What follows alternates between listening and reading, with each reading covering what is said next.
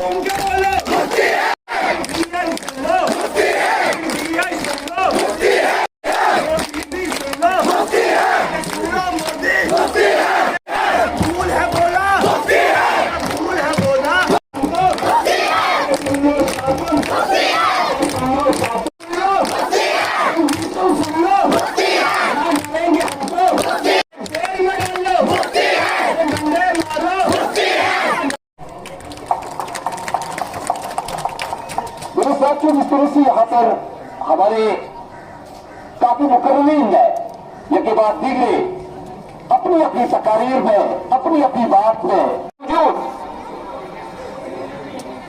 मैं आपसे फिर से ये कहना चाहूंगा कि जिस तरह से सभी लोगों ने इस चीज को है, कोई इलेक्शन का कोई मंशूर नहीं है, कोई इलेक्शन की कोई रैली नहीं है, लेकिन को लूटा गया, हमारी पहचान को लूटा गया और यहाँ के पूरी हमारी आवाज थी और वो आवाज थी हमारी पीपुल्स डेमोक्रेटिक पार्टी की कायम। मैं भी चाहूंगा कि हमारे कुछ डेली वेजर्स का इशू है, चाहे वो पीएचई के डेली वेजर्स है, चाहे वो पीडीडी है, कि हमारे परिवार भूखे मरने वाले हैं। जमालुद्दीन साहब, शादीन साहब, गुलाम मोहम्मद साहब, जान मोहम्मद साहब, तारीख उसमें लोग आते हैं जाते हैं। जैसे हमारी पार्टी को तो कितने सारे लोग चले गए, मगर लोगों में तो हमारी पार्टी, हमारे वर्कर्स में हमारी पार्टी जिंदा है, क्योंकि हमारा एजेंडा है। इसलिए मैं इस बात को कोई ज़्यादा सीरियसली नहीं लेती। लोग आएंगे जाएंगे, मगर जिस पार्टी के पास एजेंडा होगा, विजन होगा, वो पार्टी लोगों में मजबूत रहेगी। मैम, आप बीजेपी या हम मौजूदा सरकार की बात करेंगे, सबसे स्ट्रॉन्ग अपोनेंट के तौर पे आप उभर रहे, चाहे जम्मू कश्मीर से नेशनल लेवल पे बात करेंगे, उसके बावजूद भी जो सियासी सरगर्मियां हैं उस तरीके से यहाँ शुरू नहीं हो पा रही है। अगर हो रही है तो खाली पीडीपी वगैरह ही उसमें इन्वॉल्वमेंट आ रही है, तो इसको आप किस नज़र से देखते हैं? नहीं, देखिए, मेरे ख्याल में जो कश्मीर के जो हालात हैं वहाँ ज़्यादा हमें जाने एक्टिविटी करने नहीं देते हैं। और दूसरा, इन्होंने जो 5 सरपंच चुने गए, डीडीसी मेंबर चुने गए, उनको इलाकों में जाने नहीं देते हैं, पॉलिटिकल एक्टिविटी को एनकरेज नहीं करते हैं। खाली जहाँ बीजेपी के लोग होते हैं उनको जाने देते हैं जगह जगह, मगर जो दूसरी जमातें हैं, खासकर पीडीपी हो, हमें तो कहीं जाने नहीं देते।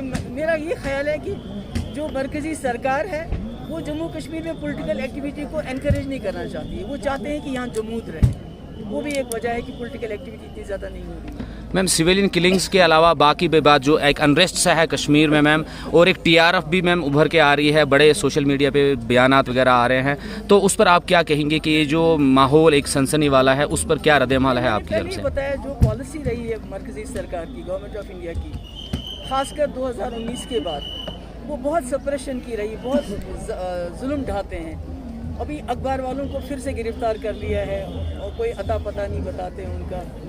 तो मुझे लगता है जब कहीं जुल्म ज़्यादा बढ़ जाता है तो उसका नतीजा ये होता है, उसके खिलाफ लोग कोई ना कोई रिएक्शन देते हैं। और जो इस जम्मू कश्मीर में हालात हैं, खासकर वादी में जो हालात हैं, वो उसी का रिएक्शन। मैडम जी, इंजीनियर रशीद को जेल से वापस लाने के लिए कोई आवाज़ उठाई पीडीपी ने भी? नहीं, हमने तो सबके लिए आवाज़ उठाई, हमने किसी का नाम लेके आवाज़ नहीं उठाई। हम कहते हैं जितने भी सियासी कैदी हों, दूसरे कैदी हैं, जो हमारे बच्चे हैं जो बाहर की जेलों में बंद है, जिनके घर वालों के पास इतना पैसा भी नहीं है कि वो जाके उनसे मिले, ज़मानत तो दूर की बात है, उन सबको रिहा किया जाना चाहिए। मैम इसी से एक सवाल उठता है, जो पिछले दिनों 500-600 लोग जो आपने कल भी स्टेटमेंट में बात की कि जो सिविलियन है उनको हिरासत में लिया गया है, तो इस तरह की इन्वेस्टिगेशन जो हो रही है जो कश्मीर वैली में, तो उन पर आपका क्या रद्द-ए-अमल है? नहीं, मैंने पहले ही बताया ये बहुत गलत है। इस तरह आम सिविलियंस को पकड़ के ले जाना जमात इस्लामी के नाम पे, ओवरग्राउंड वर्कर के नाम पे, पत्थरबाजी के नाम पे, ये वो कहते हैं नाच न जाने आंगन टेढ़ा।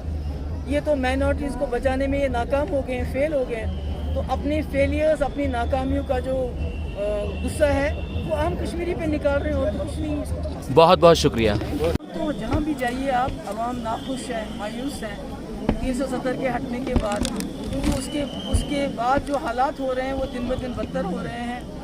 हमारी जो हकूक़ है उनको पामाल किया जा रहा है। हमारे नौजवानों की बेरोज़गारी बढ़ रही है दिन ब दिन। 21.5% सारे मुल्क के अंदर अगर कहीं बेरोज़गारी है वो जम्मू कश्मीर में है।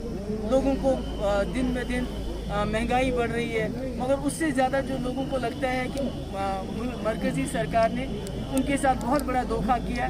370 को ख़त्म करके नाजायज़ तरीके से, गैर आइनी तरीके से जो वादे किए गए थे 1947 में जवाहरलाल नेहरू और मुल्क के और जम्मू कश्मीर के लोगों के बीच में जो एक मुआहदा हुआ था, उस मुआहदे को तोड़ा गया।